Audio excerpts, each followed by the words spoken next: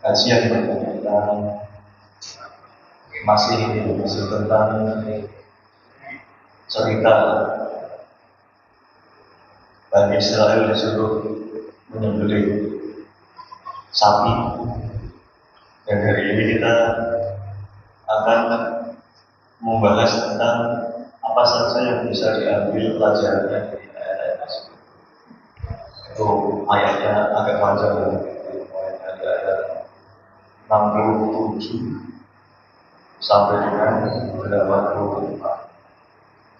Jadi singkat cerita, waktu itu akhirnya misterinya terungkap bahwa yang membunuh ini di Bani Israel itu ternyata adalah anak sendiri, masih saudaranya sendiri, dengan alasan atau dengan dorongan supaya mendapatkan warisan. Nah, di sini ada beberapa hal yang bisa kita ambil ini pelajaran dan merahnya, hal-hal yang penting yang bisa kita gunakan sebagai tuntunan dalam kehidupan kita. Sini ada bahasan ma'yukhadhu min hadhil qissah min al-ibrati wal ibadah. Apa yang bisa diambil dari kisah Bani Israel itu diambil sebagai al-ibar, itu nasihat. Al-ibar itu jamak dari kata ta'if. Jadi ada cerminan dari kisah-kisah itu yang bisa kita ambil satu faedahnya. Yang pertama di sini disebutkan, setelah kita melihat Bani Israel disuruh menyembelih sapi, nggak langsung melakukan, tapi justru nanya dulu sapinya yang seperti apa, warnanya seperti apa, dan lain sebagainya. Setelah disembelih, ketahuan gitu, mereka berkonflik, terus setelah ini disembelih, terus sebagian dari anggotanya digunakan untuk mengukur mayat itu, ternyata mayatnya bisa dikubur mereka memaksa bunuh. Nah, itu ayatnya yang kedua. Artinya khas seperti itu. Bila ala ma jubil alaihi bani Israil min fadatin wa ghurrah wa su'u adabin ma'am rasyidihim. Ini menunjukkan, ayat itu menunjukkan bahwa memang Bani Israel itu dari sananya memang sudah seperti itu. Min fadl dan ghurrah, ras dirinya, ramainya, wasu'i adabin, dan adab yang jelek, ma'an mursyidihim, terhadap orang yang menjadi mursyid itu dulu Nabi yang berzaman itu Nabi Musa waktu itu. Wa ihfa'in bil aslam bila mujibin, nanya tapi tidak ada keperluannya. Ya, kebanyakan nanyanya itu sekedar nanya saja, sebetulnya tidak perlu pertanyaan itu dilontarkan. Kalau misalnya waktu itu disuruh membeli sapi, terus dia ngambil sapi mana terus dulu. Tapi karena itu ya terus ini nanya terus, akhirnya macam-macam lagi. Wa fil asilah bila mujibin atau mujibin ya. Wa adamu istidadin li taslimi bima yatim bihi al-rusul. Tidak mau kalau diperintahkan itu seandainya ada Rasul, Nabi memerintahkan sesuatu, itu harusnya kan langsung sekarang. Nah ini enggak, nanyanya enggak cuma 1, 2, 3 lama. Jadi harusnya nah, di sini ya kalau pelajarannya adalah ya kalau kita tidak mau ini dikategorikan mendekati Bani Israel, ya jangan seperti itu kan. Wa mumatolatin fil insya' fil takalif. Mumatolah itu ini apa ya? Apa bahasa mumatolah itu pokoknya nggak mau cepat gitu. Kalau disuruh itu lelet, mumatolah lelet. Kalau kita disuruh ajaran agama, perintah agama menyuruh seperti ini kita lelet, ya itu udah contoh yakin. Kan makanya kalau bahasa pesan agama bahasa itu dan bersegeralah, bahasa itu bilang berfilosofi dan bersegeralah untuk mendapatkan ampunan dari Allah. Kita ajar sholat itu panggilannya kan hayya alas sholat, hayya ala malah orang siap panggil lagi hayya ala fardil amal. Tambah satu lagi. Jadi ini kita itu disuruh bergegas, bahkan sholat itu bahasanya itu sholatnya kan belum itu bahasanya komat itu di koma itu komat sholat. Kot itu kalau ketemu kot terus ketemu fi'il madhi itu artinya sungguh telah terjadi. Itu kot.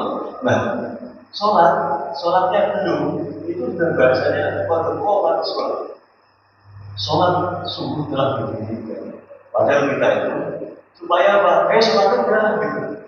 Jadi yang apa namanya itu yang masih lelet itu langsung harusnya mendengar kata-kata sholat harus langsung berdiri. Jangan sampai sudah ada mati sholat langsung duduk, ya kan? Jadi ini kita saya juga termasuk. Kalau komat baru berangkat dari, tapi artinya sebetulnya ini sebaiknya paling baik itu sebetulnya menunggu sholat ya di masjid. Ya kan? Jadi ini, kalau ada perintah tentang kebaikan kita harus bergegas duluan. Jadi jangan mengatakan al-matolah fil insya' fil takalif. Jadi kalau dikasih apa namanya hal-hal yang ini kewajiban itu lain. Wal hirafin 'an tariqil mustaqim dan inhiraf artinya menyimpang dari jalan yang lurus. Itu dari tabiat dari Israel. Jadi makanya kemarin ketika Israel itu menyerang rumah sakit itu dari Grand Al-Azhar di laman resminya itu ini mengomentari dan juga mengajak kaum muslimin untuk menyumbangkan berkontribusi apapun yang dia bisa. Di akhir dari keterangan dari Grand Al-Azhar itu dikutip ayat Tumma Qasat Qulubuhum Fahyatul Hijarati Awasatu Qasat dari laman Grand Al-Azhar di laman resminya terhadap dan lain sebagainya dari bisnisnya itu sempat Qasat Qulubuhum hatinya keras. Dia kalau bicara seperti itu Awasatu Qasat bahkan keras. Jadi sekarang ini ya kalau kita sudah membaca ayat itu terus melihat fenomena ya itu sebetulnya harusnya ya nggak ada kan udah ada contoh dan akhirnya mereka. Jadi memang ini apa namanya sudah tidak pakai rasa kemanusiaan lagi. Jadi korban yang ada di rumah sakit itu kan 500 orang. Rumah sakit harusnya secara hukum perang itu sudah tidak boleh Geneva konvensi Geneva itu tidak boleh menyerang orang-orang yang tidak melakukan perlawanan apalagi di rumah sakit. Jadi sudah tidak lagi dilakukan aturan-aturan secara internasional bahkan konvensi internasional sekalipun itu tidak dihormati karena memang kalau kita mengkaji tentang Bani Israel itu ceritanya ya seperti itu. Makanya ketika kita ayat-ayat ini kalau seandainya kita tidak baca Kita tidak baca tafsirnya, tidak baca ayatnya. Ya kita nantinya ya mainkan. Tidak ada ini apa namanya keterkaitan dengan fenomena yang terjadi. Nah nyatanya dengan yang kita sebutkan tadi, dia mengutip ayat tentang pemerkosaan dulu. Ayat yang kemarin kita baca saja. Jadi ini masih relevan. Al-Quran itu akan selalu relevan dikaji sepanjang masa. Itu pelajaran yang pertama. Yang kedua, ini penting sekali nih. Yang kedua, bila lalu ayatul Nabi fima yublighuhu an rabbih. Ketika Rasulullah Shallallahu Alaihi Wasallam menjelaskan tentang kisah-kisah Bani Israel, ini menunjukkan bahwa Rasulullah Shallallahu Alaihi Wasallam itu benar-benar menyampaikan apa yang didapat dari Allah Subhanahu Wa Taala. Karena apa? Karena tidak bertentangan dengan kisah yang terjadi di waktu. Bayangkan seandainya tidak ada berita-berita dibawa oleh Rasulullah Shallallahu Alaihi Wasallam tentang kisah-kisah Bani Israel, kita dapatnya dari mana? Ya, nah karena ada ayat-ayat seperti inilah kita itu mendapatkan satu pelajaran bahwa memang dulu pernah terjadi dan itu pasti benar. Karena apa? Karena ini adalah Al-Quran itu tidak mungkin salah. Ya, karena apa? Karena yang membawa adalah Nabi Muhammad Shallallahu Alaihi Wasallam dan di dalamnya ada kisah tentang Bani Israel. Nah, di sini penting sekali bahwa kita yang hidup di zaman sekarang pun masih bisa mengetahui kisah-kisah yang terjadi di zamannya Nabi Musa. Itu tahun berapa? Ya. Sekarang Masehi saja sudah tahun 2023. Masehi itu dihitungnya dari sejak lahirnya Nabi Isa. Itu sudah 2023 tahun Masehi. Nah, Nabi Musa itu hidup sebelum Nabi Isa.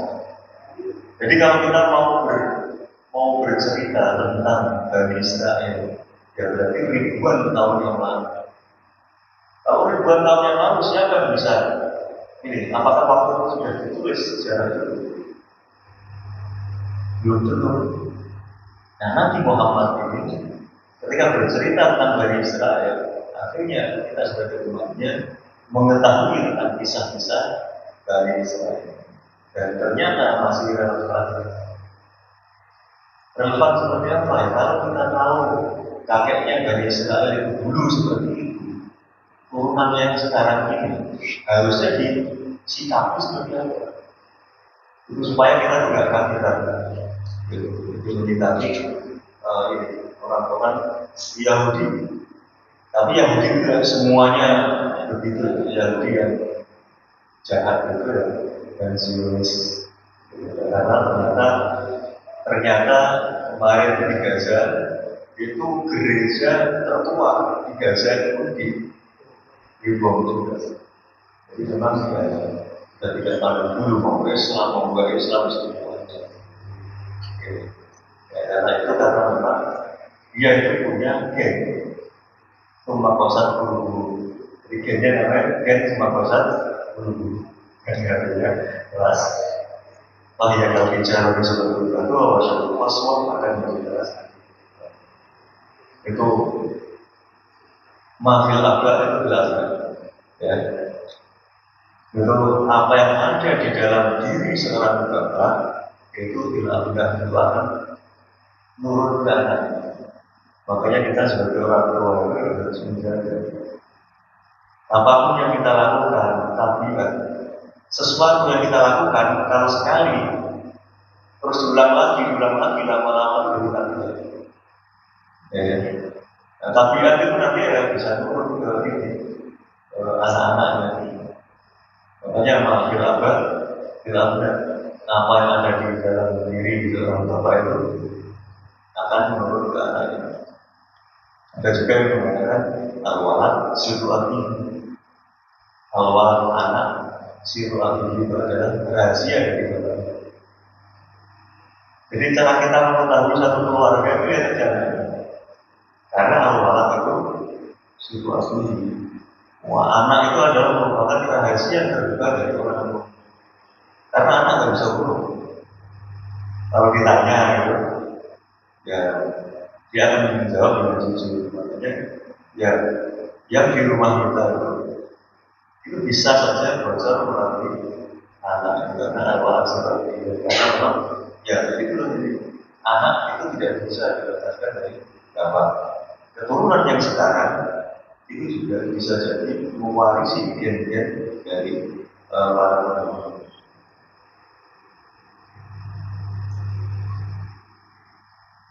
Terus kama annaha tadullu ala sidqi nubuwwati Musa alaihissalam wa annahu rasulun min rabbil alamin.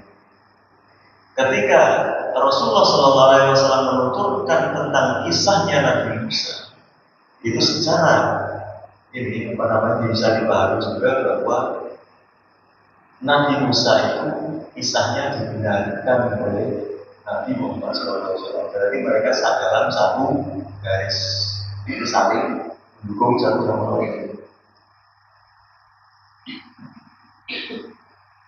Yang kedua, yang ketiga, bila Allah ala tanattu fiddin wal ilham fil mas'alah yu'addiyan ila tashdid fil ahkam. Ini penting ya kita ketahui bahwa ini mempermainkan agama terus terlalu banyak apa namanya menggampangkan masalah agama terus ini apa namanya pertanyaan ini sebetulnya tidak perlu. Jadi kalau kita bertanya tidak perlu itu tidak usah. Karena apa? Ternyata dua-duanya itu adian dan tasydid fil ahkam. Itu bisa menyebabkan tasydid itu diberatkan fil ahkam secara hukum. Saya pernah mengatakan dulu ada sahabat Rasulullah kan ini apa namanya menyuruh untuk melakukan haji. Terus ada sahabat yang tanya, apakah setiap tahun boleh Rasulullah? Gimana itu Rasulullah? Kalau saya jawab iya, kamu bisa wajib tiap tahun. Jadi apa namanya? Gak usah tanya kalau pertanyaan itu justru akan memberatkan. Jadi itu ini juga dari Israel itu karena dia banyak nanya, akhirnya dijawab dan jawaban itu justru memperberat yang harus dilakukan. Tadinya itu harusnya membeli sapi asal sapi saja boleh. Ini harus mencari sapi dengan spesifikasi khusus. Kan berat. Dan itu terjadi disebabkan karena dia ini apa namanya ya, gampang masalah agama dan juga juga dia itu banyak bertanya tanpa urgensi. Dan bagaimana?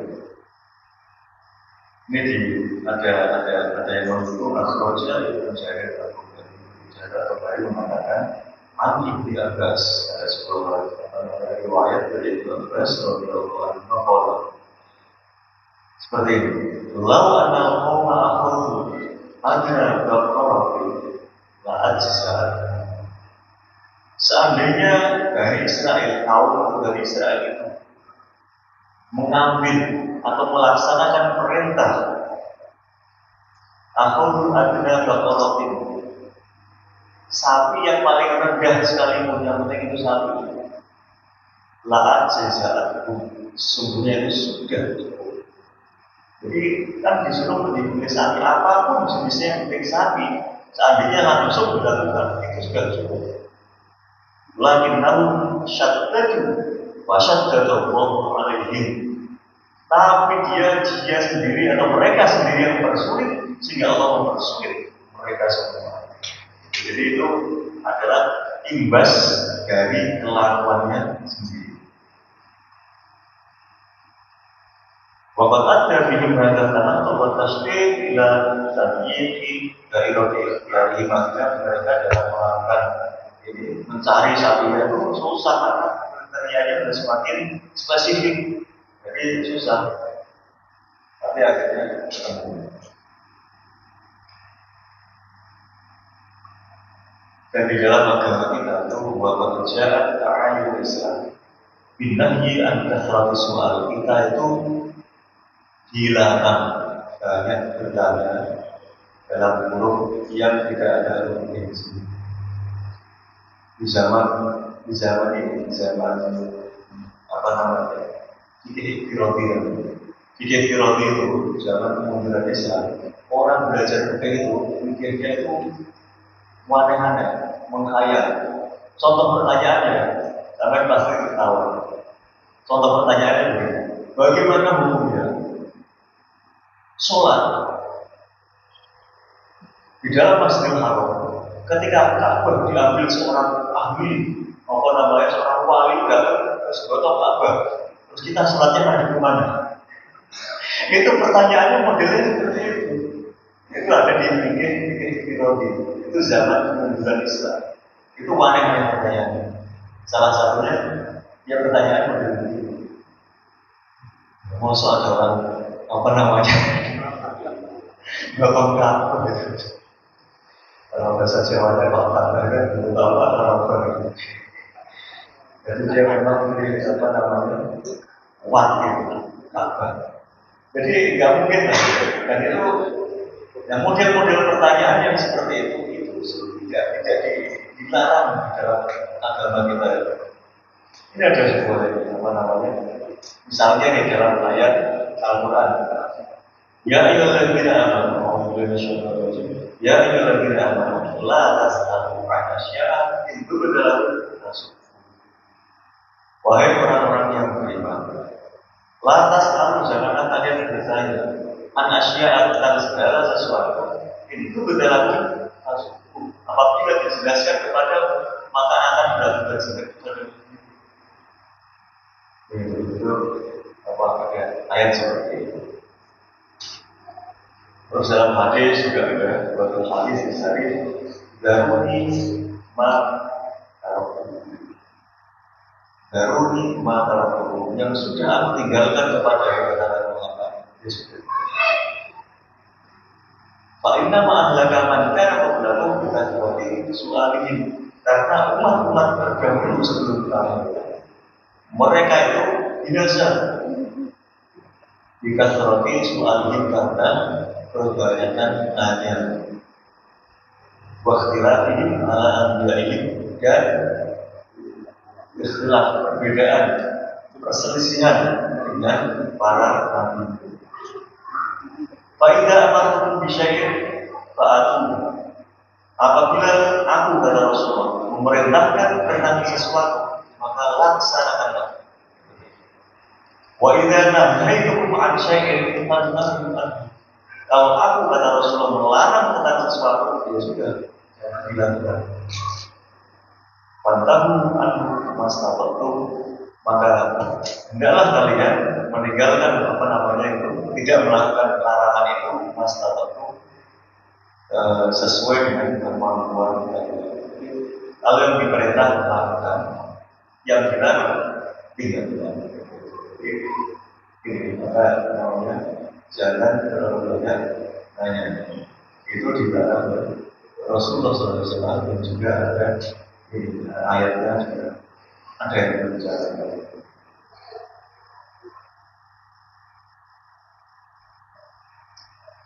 Terus waqala al-Imam Ibnu Qayyim al-Jauziyah ini mengatakan bila kisah anwa'un min al-ibar, dari kisahnya Bani Israil yang disebutkan kemarin ada beberapa ibrah yang bisa diambil. Ini annahu la yajuzu muqabalatu amrillah alladzi la ya'lamu al-umur bihi wa hikmah fihi bil-insan. Jadi kalau kita itu disuruh untuk melakukan sesuatu dan kita tidak tahu hikmahnya, itu jangan dulu langsung mengingkari. Karena perintah-perintah agama itu tidak semuanya bisa dilakukan. Contoh yang paling dekat dengan kita, kenapa sholat subuh rakaatnya cuma 2? Padahal kita kan seger juga bangun itu, tapi rakaatnya cuma 2. Sholat isya kita udah pulang dari kota bisa dilogika. Itu namanya ya, ketika kita diperintahkan seperti itu ya sudah kita lakukan. Nah kalau kita tidak tahu hikmah di baliknya, ya jangan terlalu mengingkari. Itu kata Ibnu Qayyim. Sama seperti ini tadi, disuruh nyembelih sapi, kalau dia tidak bisa mencerna logikanya, dia nggak usah apa namanya keburu-buru mengingkari, lakukan saja dengan tujuan ini kan perintahnya. Tapi kalau merintah itu bukan atas inisiatifnya sendiri, pasti perintah dari Allah. Nabi pun artinya kan pemberi makan. Rasul itu artinya utusan. Jadi namanya utusan pasti ada yang pemberi kabar, pasti ada yang memberi kabar. Nah, jadi ini beragama itu seperti itu jangan semuanya begitu. Sama juga waktu Ali bin Abi Thalib mengomentari lawan nanti makhudul birohim lakana asfalul kufi awla bil masjid. Seandainya agama itu semuanya bisa dipertiga, harusnya kalau kita membasuh khuf itu kayak sepatu kulit ya, kalau di Arab yang dibasuh kan kita kalau wudhu itu boleh tidak membasuh kaki tapi hanya mengusap khuf. Nah itu kata Nabi kalau agama semuanya bisa dipertiga, harusnya diucapkan bawahnya. Yang kena tangan kan bawah. Tapi tidak ada ajaran mengusap khuf itu bawahnya, tapi yang diusap adalah justru atasnya. Itu coba mau dilogika seperti apa? Enggak benar. Tapi ada juga ajaran-ajaran agama yang bisa dilogika. Jadi ini terutama yang ibadah itu makhluk tidak bisa dilogika. Tapi yang muamalah hubungan antara manusia itu biasanya itu makhluk bisa dilogika. Misalnya kita ada perintah zakat, ya itu bisa dilogika. Perintah zakat berarti di situ ada sistem perekonomian, sistem bagaimana mengentaskan kemiskinan, bagaimana membantu orang, bagaimana mensejahterakan masyarakat.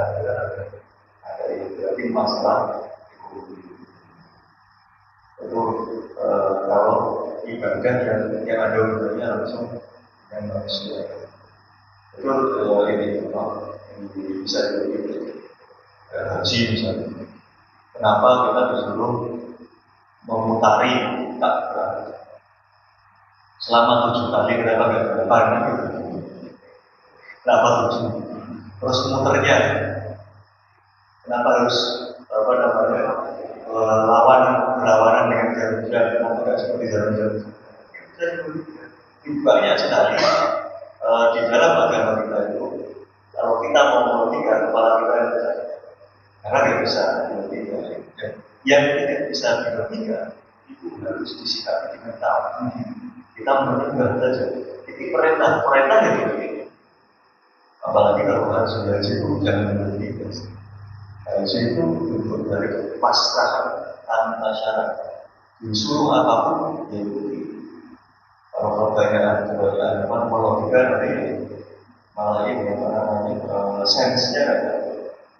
Kalau semuanya bisa dilogika, akhirnya kita bisa sampai pada satu ternyata itu. Kalau itu semua akhirnya kita sampai pol. Kalau udah pol, nanti kita ini bisa. Tapi kalau ada hal-hal yang masih belum bisa dilogika, akhirnya ternyata otak manusia itu ada keterbatasannya. Berarti di atas manusia itu masih ada satu. Akhirnya terus juga ini dari yang disampaikan Ibnu Qayyim. Satu terus kedua ini. Adilah ala sihhati ma ittafaqat alaihi ar-rusul min awalihim ila khatimihim. Jadi nabi-nabi yang diutus oleh Allah Subhanahu wa taala itu dari yang pertama sampai yang terakhir itu mempunyai garis yang sama. Baru tahu itu. Jadi nabi yang terakhir sekalipun itu mengakui kematian yang sebelumnya dengan ajarannya itu selaras. Jadi dengan cerita ketika Nabi Muhammad menceritakan tentang Nabi Musa, jadi di situ ada keselarasan ajaran di antara nabi-nabi yang dulu maupun yang sekarang. Karena ada keselarasan itu, ini menunjukkan bahwa yang ngasih pesan itu sama, yaitu Allah Subhanahu wa Ta'ala. Kalau misalnya yang ngasih pesan berbeda, berarti nabi yang dulu dengan nabi yang sekarang atau nabi yang terakhir itu nah, itu karena ada kesamaan itu, nah, ini menunjukkan bahwa ini sehat mereka dapat ini dan usul. Jadi satu sama lain di antara semua rasul-rasul itu mempunyai kesamaan atau ini mempunyai titik temu yang sama.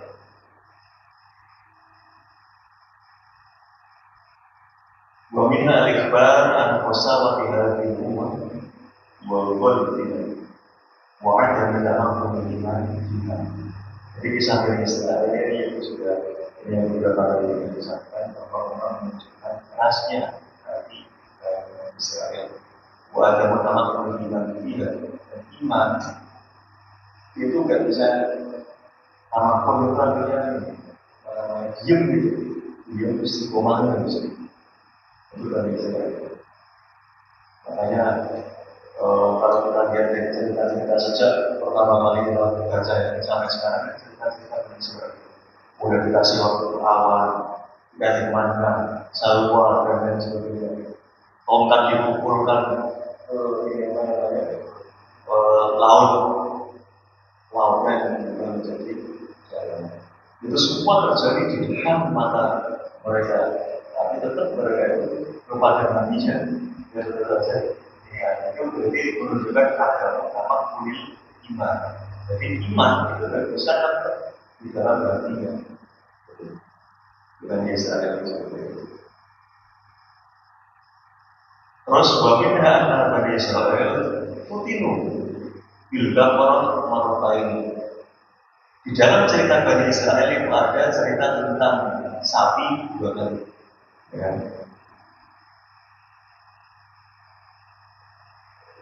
Ini yang pertama, mereka itu waktu mereka menyembah sapi, anak sapi atau pegiat masuk itu. Terus yang kedua yaitu tentang perintah disuruh membeli sapi. Dari dua cerita berkaitan dengan sapi di kalangan Bani Israel. Wal baqarah min abladil hayawan. Baqarah atau sapi itu adalah salah satu dari hewan yang paling bodoh. Ini kata yang hatta yang terima di al-masal itu balaga. Jadi memang kalau kita kan kita harus cerita anak itu bodoh itu merupakan seperti kalau Arab ya sapi atau kadang-kadang pakai perumpamannya itu dari Arab itu sapi juga sapi ini termasuk yang dianggap hewan yang paling bodoh. Dalam cerita hewan yang paling pintar kan anjing itu dua kali ini cerita tentang sapi, dan ini menunjukkan bahwa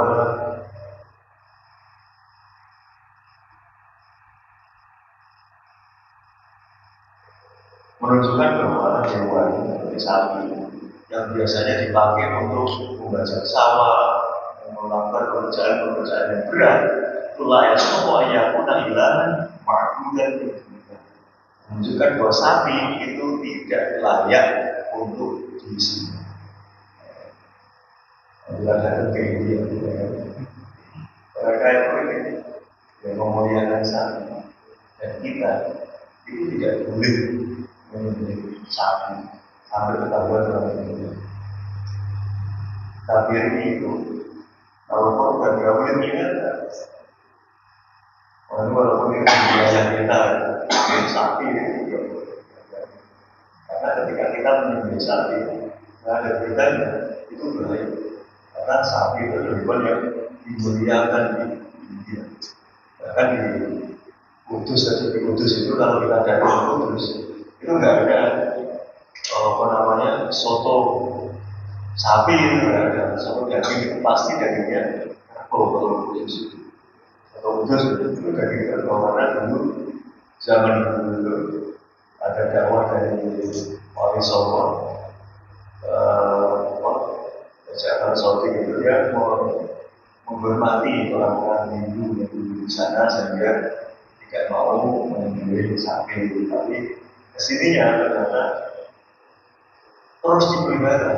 Sementara sebetulnya sapi itu kan dalam Islam boleh, tidak yang ada masalah. Sapi itu kan termasuk hewan kita yang boleh disembelih. Itu tradisi saja. Jadi bukan agama. Kalau mereka misalnya soto Kudus itu isinya kerbau, itu tradisi yang dimulai dari ini namanya toleransi dan masalah itu. Jadi kita jangan memahaminya itu jangan kemana-mana. Ini cerita tentang toleransi antar umat beragama. Ya, kalau ternyata sekarang konteksnya sudah berbeda, ya sudah selesai. Cuma masalahnya karena orang-orang di sana itu sudah terlanjur makannya itu kerbau, jadinya sama daging sapi itu mungkin tidak terbiasa. Akhirnya kan berpikir, tapi tidak usah berhubungan dengan agama. Karena di dalam agama tidak boleh ada yang halal diharamkan. Itu sama seperti mengharamkan yang yang menghalalkan yang haram, itu sama dengan mengharamkan yang halal. Itu ininya sama. Ada yang halal, terus kita bilang itu haram, persis sama dengan menghalalkan yang haram. Misalnya kita bilang daging sapi yang di dalam agama kan kita bilang haram, itu bisa sama dengan menghalalkan yang haram, sama dengan bilang daging babi itu haram. Begitu muhalilul haram dan muharrimul halal. Itu ada yang seperti itu. Jadi, nah ini di cerita Bani Israel kembali lagi dua kali cerita tentang sapi yang dimuat di dalam Al-Quran. Terus yang ini pelajaran juga yang bisa kita ambil di sini. Ini Muqabal zalim al-baqi dinati di qasdi. Di sini sudah ada pelajaran. Dan kemarin yang membunuh itu siapa? Ternyata yang membunuh si Malik itu adalah keponakannya sendiri. Maka di sini hukumnya adalah Fa'inal qatil qasada mirasal maqtul. Si keponakan yang membunuh pamannya itu ternyata ingin mendapatkan warisan. Wadafa al-qatil nafsihi faqadahu Allah wa taqahu wa harramahu mirasal maqtul. Tapi karena dia terburu-buru, dia membunuh pamannya, dan akhirnya kelakuannya itu diungkap oleh Allah Subhanahu wa Ta'ala. Akhirnya ketahuan bahwa dia pembunuhnya, karena dia tidak, akhirnya malah tidak mendapatkan warisan. Kalau dalam ini, di dalam ilmu mawaris itu, salah satu dalilnya adalah ini, orang yang membunuh itu tidak boleh mewarisi dari orang yang membunuh. Akhirnya muncul satu kalimat besar di dalam fikih itu, manistar ajalah syaitan qabla awal. Itu salah satu kalimat. Manistar ajalah syaitan, barang siapa yang mempercepat sesuatu qabla awal ini sebelum masanya, maka dia diberikan ganjaran, diberikan sanksi, difirmani ini dengan tidak mendapatkannya. Jadi yang membunuh karena ingin cepat dapat warisan, akhirnya ketahuan maka dia malah tidak bisa mendapatkan warisan. Jadi waris tak jalan saya pada awal ini itu sesuatu kalau belum waktunya itu jangan dipakai. Kita kalau mau melakukan sesuatu harusnya matang. Ini dua belum mampu, udah diambil. Jadi apa ya? Gak laku juga. Ya, nanti malah dibiasa dalam meeting gitu. Belum matang sudah diambil. Itu akan kena manis tak jalan syai'an qabla awal ini. Juga gitu.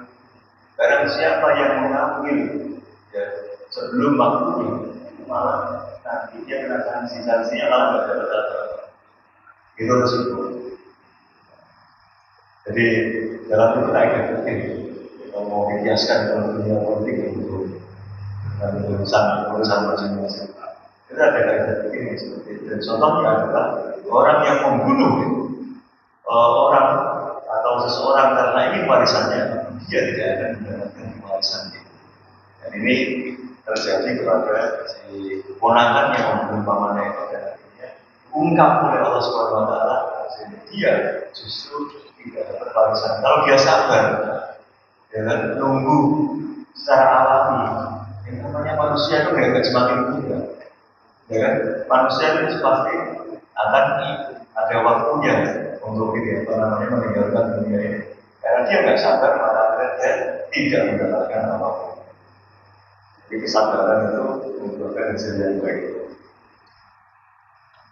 Pelajaran yang lainnya ini yang terakhir, yaitu di dalam berpertigaan. Fa'inna ihya al-mayyit antara kita di konflik ada sisi beberapa wasilah sifat benar. Jadi sebetulnya Allah Subhanahu Wa Taala itu kan kuasa untuk menghidupkan orang mati tanpa ada wasilah. Ya kan? Kalau Allah ingin pun baru. Tapi di situ Allah memberikan ini apa namanya satu bukti kepada orang-orang di situ ada wasilah yaitu anggota dari sapi ini dikumpulkan ke mayat-mayatnya.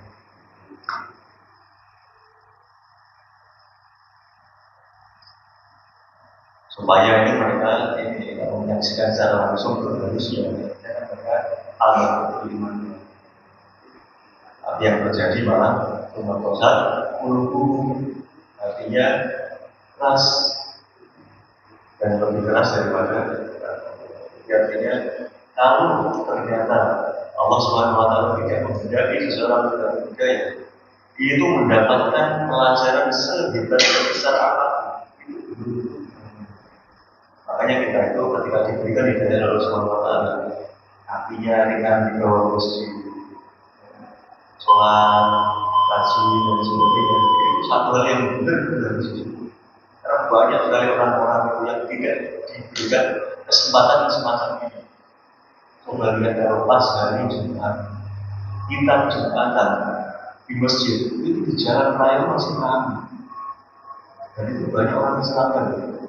Jumatan itu kalau ditinggalkan 3 kali itu sudah keluar dari dunia, keluar dari agama. Makanya kita itu yang masih diberikan kesempatan bisa haji di Jumatan, satu anugerah yang luar biasa dan tidak semua orang diberi seperti itu. Coba aja kan, gimana di jalan manapun apalagi di kota-kota besar, Jumatan dan adan khotbah jalan itu pasti ramai. Dan kita harus betul dulu bisa dilihat. Sampai orang dari luar Jakarta, jalan Jakarta, kalau seluruhnya seperti itu. Tapi sebetulnya ini orang-orang waktunya Jumatan ya enggak mikir sebentar Jumatan dan sebagainya. Tapi memang masalah gaya itu kita tidak bisa ya itu pemberian lah sampai pamannya Nabi Muhammad SAW sekalipun bisa tidak gaya Allah SWT. Mungkin ini ya pelajaran-pelajaran yang bisa kita ambil dari kisah dari Israel, kisah tentang sapi, kisah tentang yang mayat yang akhirnya mati hidup lagi dan sebagainya. Semoga kita bisa mengambil pelajaran-pelajaran baik yang bisa kita jadikan sebagai tuntunan di dalam kehidupan. Amin ya rabbal alamin. Mari kita berdoa dengan doa kafaratul majelis. Assalamualaikum warahmatullahi wabarakatuh.